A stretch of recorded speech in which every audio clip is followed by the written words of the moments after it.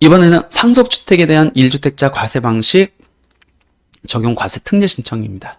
적용 대상자는 혹시 피상속인의 사망, 부모님이 사망했다, 아니면 배우자가 사망해가지고 상속주택을 보유하고 있는 분들은 여기에 해당될 수 있기 때문에 이것도 의외로 받아요. 여기에 해당하는 분들 많기 때문에 이것도 꼭 활용하시기 바랍니다. 1세대 1주택자 이론적인 내용은 동일합니다. 하나의 주택을 갖고 있어야 12억 원의 공제 금액과 세액 공제를 적용받을 수 있는데 부모님의 사망 아니면 배우자의 사망으로 인해서 내가 어쩔 수 없이 주택을 상속받았어요. 그렇기 때문에 과세 기준 연재 2채 이상이 될 수 있거든요. 그런 경우에 사망이라는 원인을 위해서 어쩔 수 없이 받았기 때문에 일정 부분 세제 혜택을 주겠다는 겁니다. 그게 상속주택으로 인한 1주택자 과세 방식입니다. 그럼 상속주택 무조건 상속으로 받으면 되는 겁니까? 상속 개시로부터 5년 이내 취득한 주택은 주택 공시가격이 얼마인지 내가 상속 지분이 몇 프로인지 관계없이 무조건 상속주택으로 봅니다.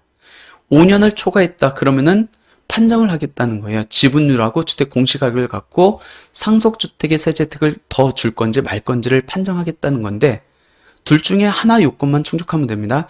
지분율이 40% 이하이거나 아니면은 지분에 해당하는 주택 공시가격이 6억 원, 비수도권은 3억 원 이하이면은 계속 5년이 경과됐다 할지라도 계속 상속주택으로 보겠다는 겁니다.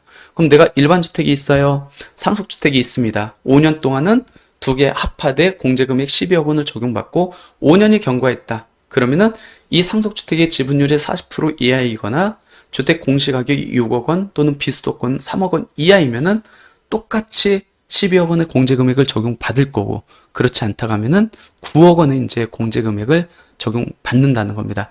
특히 이때 주택 공시가격은 내가 갖고 있는 지분에 해당하는 주택 공시가격을 갖고 6억 원, 3억 원 여부를 적용한다라는 겁니다. 한번 사례를 볼까요? 이겁니다.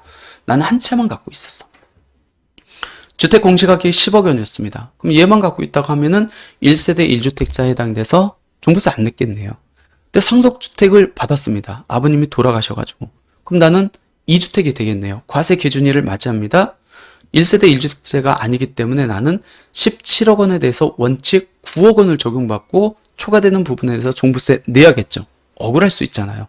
그럼 상속주택을 안 받으면 나는 종부세를 안 내는데 억울할 수 있기 때문에 어쩔 수 없이 받았기 때문에 좋아. 주택 공시가격은 합해서 계산할 때 공제금액 9억 원이 아닌 12억 원을 적용할게. 그리고 12억 원이 초과되면은 소유자가 고령자 60세 이상이거나 장기 보유자 5년 이상 보유했으면은 이 일반 주택, 특례주택이 아닌 일반 주택에 해당하는 세액 공제를 적용해 줄게 라는 게 상속주택으로 인한 1주택자 과세 방식입니다. 특례입니다. 그렇기 때문에 상속주택을 받았다라고 하는 분들은 일반 주택이 한 채 있다라고 하는 분들은 이번에 과세 특례를 신청하시기 바랍니다. 근데 아버님이 돌아가시고 주택을 2채 상속받은 경우에는 어떻게 합니까? 그러면 과세 기준일 현재 몇 채죠? 3채. 이런 경우에도 1주택자 과세 특례를 적용받을 수 있습니까? 있다라는 겁니다. 양도소득세하고는 완전히 다르죠? 양도소득세에서 내가 일반 주택이 있습니다. 상속주택을 2채 받았어요.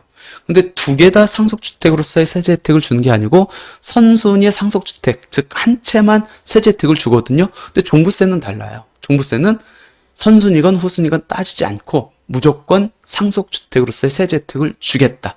5년 동안은 지분율, 주택 공시가격 따지지 않고 5년 이후에는 지분율, 주택 공시가격을 따져가지고 일정 요건을 충족하면 상속주택으로 혜택을 적용받을 수 있다. 이런 경우에는 종부세 어떻게 계산되죠? 주택 공시가격 다 합합니다. 22억 원. 주택이 3채 이상임에도 불구하고 일반 주택 외에 나머지 주택이 상속주택이기 때문에 얘는 1주택자 과세 특례를 적용받죠. 12억 원의 공제 금액과 세액 공제를 적용받을 수 있다. 즉 상속주택이 2채 이상인 경우에도 일반 주택이 한 채이면은 1주택자 특례를 적용받을 수 있다라는 겁니다. 그럼 5년이 경과됐어요. 그러면 이제 상속주택으로서의 세제 혜택을 적용받을 수 있을지 없을지를 판정해야겠죠. 뭘 갖고요? 상속 지분율. 상속 지분에 해당하는 주택 공시 가격을 갖고 지분율이 40% 이하이거나 아니면 지분율에 해당하는 주택 공시가격이 6억 원, 비수도권은 3억 원 이하이면 상속주택으로서의 세제 혜택을 그대로 적용받을 수 있다는 겁니다.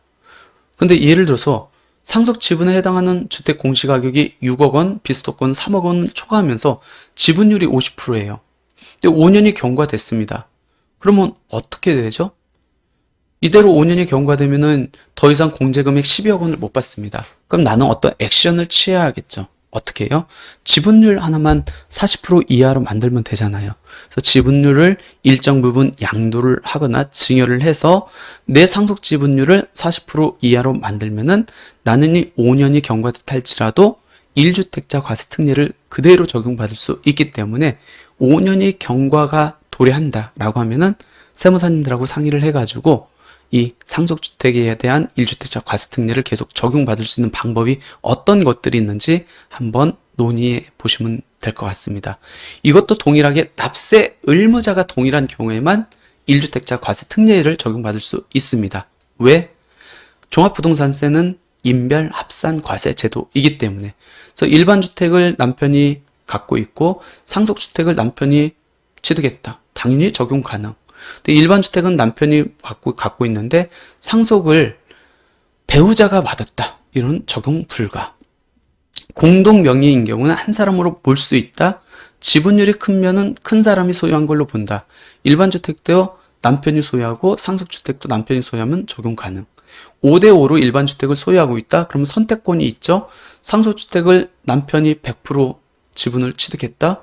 그러면 일반 주택의 5대5는 내가 남편을 납세 의무자로 선택할 수 있겠죠. 그러면 적용 가능. 결론적으로 1주택자 과세 방식을 적용받으려면은 납세 의무자가 동일한 경우에만 적용받을 수 있다.